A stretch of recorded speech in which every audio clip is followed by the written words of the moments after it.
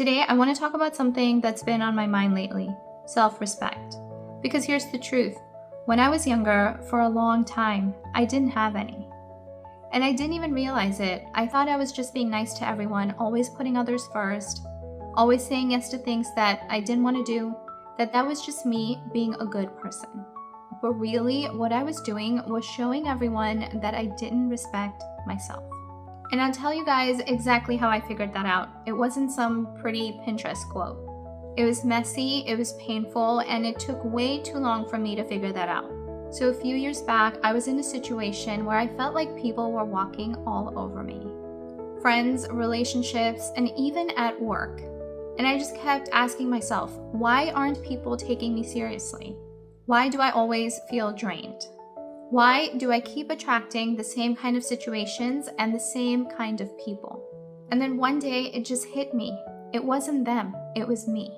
You see, I was teaching people how to treat me. Like if somebody canceled at the last minute, I would just shrug it off and say, oh, that's okay, don't worry about it. Even though inside I was upset, but I let it go. Or if somebody asked me to go out and I didn't feel like it, I would still say yes because I didn't want to disappoint them. However, I realized that that's not kindness. That's disrespecting yourself. That's disappointing yourself. And I remember there was one night when I was supposed to go to dinner with a friend. I was exhausted. I had a long week at work, but I went anyway because I didn't want to look rude.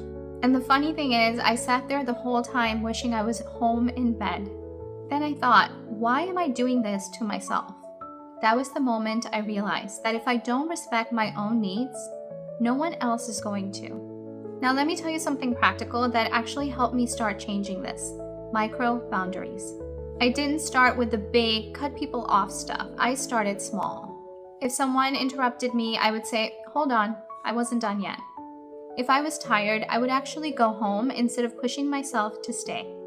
And the hardest one for me, if I didn't want to do something, I would practice saying, no, that doesn't work for me. And you know what's crazy? The more I started doing that, the more confident I felt, and people actually started respecting me more. But here's the other side of it. Self-respect isn't just about how you deal with other people. It's also about how you deal with yourself. I used to constantly break promises to myself. I'd say to myself, I'm going to wake up early tomorrow. Didn't happen. I'll go to the gym this week. Didn't happen. I'll save X number of dollars this month. Didn't happen. And every time I would let it slide like it was nothing. But it isn't nothing. Because every time you break your own word, you teach yourself, I can't trust myself. That's when I realized that self-respect is all about the little deals that you make with yourself. If you tell yourself you're going to do something, then do it, even if it's tiny, especially if it's tiny. For me, it started with something as small as I'll have one tall glass of water in the morning before I have my tea. And when I did that, I started to feel a shift right away. Like, oh wait, I can actually trust myself. Another big issue I had to face, the people pleasing. This one was brutal. I actually thought that saying yes to everything made me a good person, a good friend, a good daughter, a good partner. But in the end, all it did was make me resentful. And here's the funny thing, the more I tried to please everyone, the less they respected me. Because deep down, people know when you don't respect yourself. They may not say it, but they feel it. So I had to learn this trick. Before I say yes to something, I always ask myself, if I say yes to this, what am I saying no to? Because when you say yes to something, you're always saying no to something else. Maybe it's your rest, maybe it's your goals, maybe it's just your peace of mind. And when you realize that, you stop giving out your yes so cheaply. Now let's also talk about the way that we speak to ourselves. I didn't even notice how bad my self-talk was until one of my mentors pointed it out to me. I'd drop something and I'd say, oh, I can't believe I'm such a klutz. Or I'd made a mistake and I'd say, wow, I can't believe I just messed that up.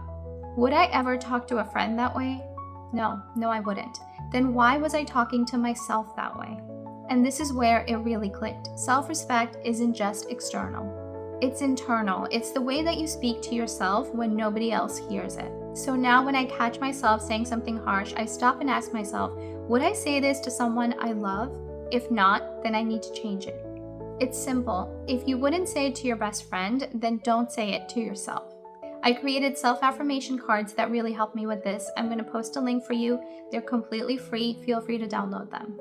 And I'll be real with you guys, this process isn't quick. You don't just wake up one day and suddenly have perfect self-respect.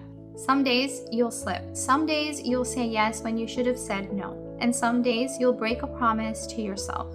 But self-respect is a practice. It's about choosing over and over again to treat yourself like someone who matters. And the beautiful thing, when you do that, the world notices. Your relationships change, your energy changes. You stop attracting the same situations and the same people. So here's what I want you to remember. Respect isn't something you demand from the world. It's something you cultivate within. And the way that you treat yourself also teaches others how to treat you. And start small. Draw one boundary this week. Keep one promise to yourself.